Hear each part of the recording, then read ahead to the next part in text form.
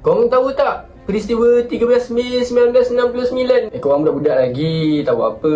Bagi pakcik cerita kan. Pada tanggal 13 Mei 1969 ada perusuhan kaum antara 3 kaum, iaitu Cina, Melayu dan India. Peristiwa 13 Mei ni ada kaitan dengan pilihan raya 1969. Kalau korang nak tahu punca dia apa, bukan pakcik yang ceritakan, orang lepas pakcik yang ceritakan. Dengar Cik, boleh saya tahu tak macam mana peristiwa 13 Mei boleh berlaku? Okey, antara salah satu sebabnya ialah layanan berat sebelah oleh tentera Jepun. Pada zaman pendudukan Jepun, masyarakat tanah Melayu dilayan berbeza oleh tentera Jepun. Masyarakat Cina dilayan teruk oleh tentera Jepun daripada orang Melayu sebab Jepun pernah perang dengan orang Cina dulu. So layanan berat sebelah ni antara sebabnya berlaku permusuhan antara orang Melayu dengan orang Cina. Okey, yang kedua pula ialah perasaan tidak puas hati terhadap hak istimewa orang Melayu. DAP telah secara lantang menyuarakan rasa tidak puas hati terhadap apa yang disebut sebagai hak istimewa orang Melayu dalam perlembagaan. Mereka mendakwa bahawa hak-hak kaum lain telah diketepikan, kononnya mereka telah tersisih daripada keadilan. Oleh sebab itu, menurut logo dalam bukunya iaitu Pembangunan Ekonomi dan Kelas Sosial di Semenanjung Malaysia, isu sebenar yang menceritakan peristiwa 13 Mei adalah perasaan tidak puas hati terhadap hak istimewa orang Melayu. Namun hakikatnya, sebenarnya kedudukan taraf ekonomi orang Melayu adalah terkebawah berbanding dengan kaum Cina. Okey, last sekali ialah bahasa Melayu sebagai bahasa rasmi negara.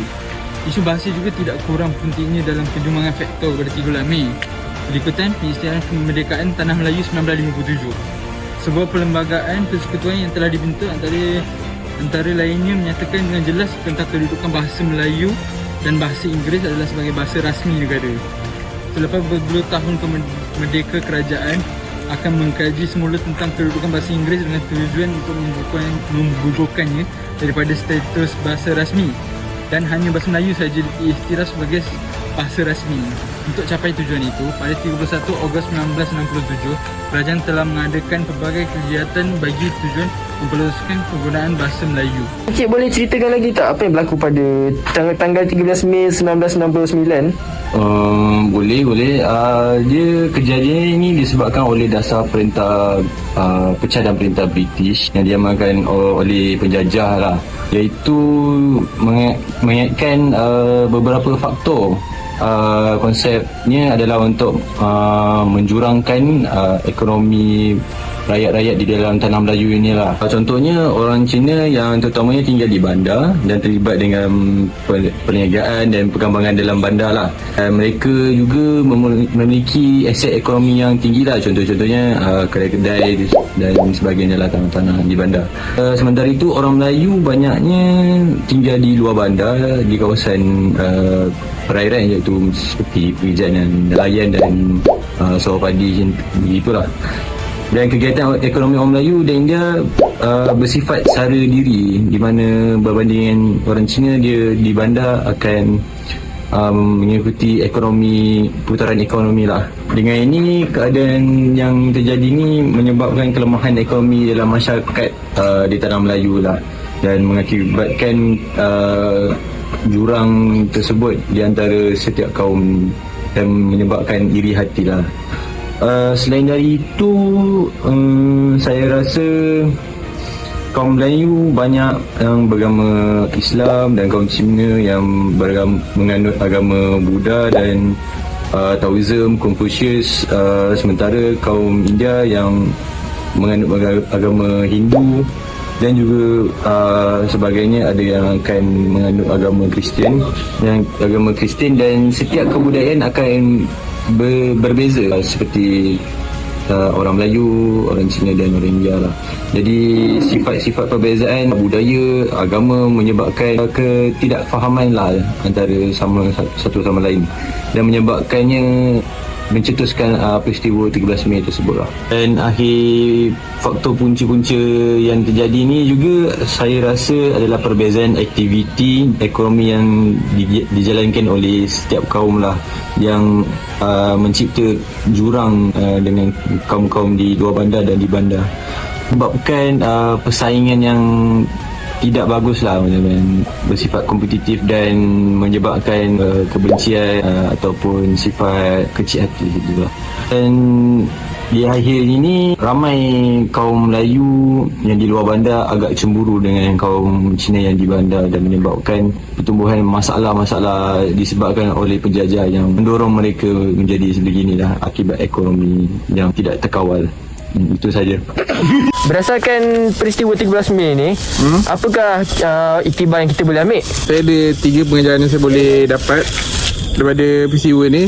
Yang pertama adalah tentang kehilangan nyawa dan harta benda. Peristiwa 13 Mei 1969 ini sebenarnya tidak menghasilkan sebarang faedah kepada berlakunya perpecahan dan perbelahan yang telah berlaku di antara kaum Melayu dan kaum Cina yang mengakibatkan kerosakan harta benda yang besar. Malah paling malang ialah nyawa yang telah terkorban akibat kejadian seperti ini yang meninggalkan kesan pengajaran yang pahit dan getih. Pengajaran yang kedua yang boleh didapati daripada peristiwa ini adalah tentang perintah bertuah.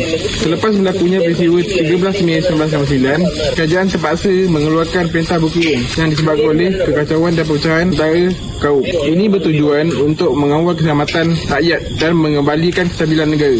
Ketika itu membawa kesan yang buruk terhadap suasana persekitaran dan persekitaran yang bergaulan yang kurang harmoni antara kaum kerana ia menyekat aktiviti yang bebas untuk mencari punca pendapatan. Okey, pengajaran yang ketiga yang boleh kita dapati daripada peristiwa 13 Mei ini adalah keuntungan kepada musuh-musuh negara, iaitu peristiwa 13 Mei ini telah menguntungkan kepada musuh-musuh negara yang sentiasa mengambil kesempatan dan peluang untuk memecah belahkan rakyat dan ingin menakluk Malaysia sebagai taklukan dan jajahan negara. Pengalaman yang perlu diteladani daripada peristiwa ini ialah keadaan negara yang menjadi tidak aman, wara dan rakyat yang berbilang kaum berpecah belah akibat daripada rasa tidak berpuas hati dengan isu-isu yang sensitif, terutama isu perkauman antara kaum dan segala aktiviti masyarakat tersekat.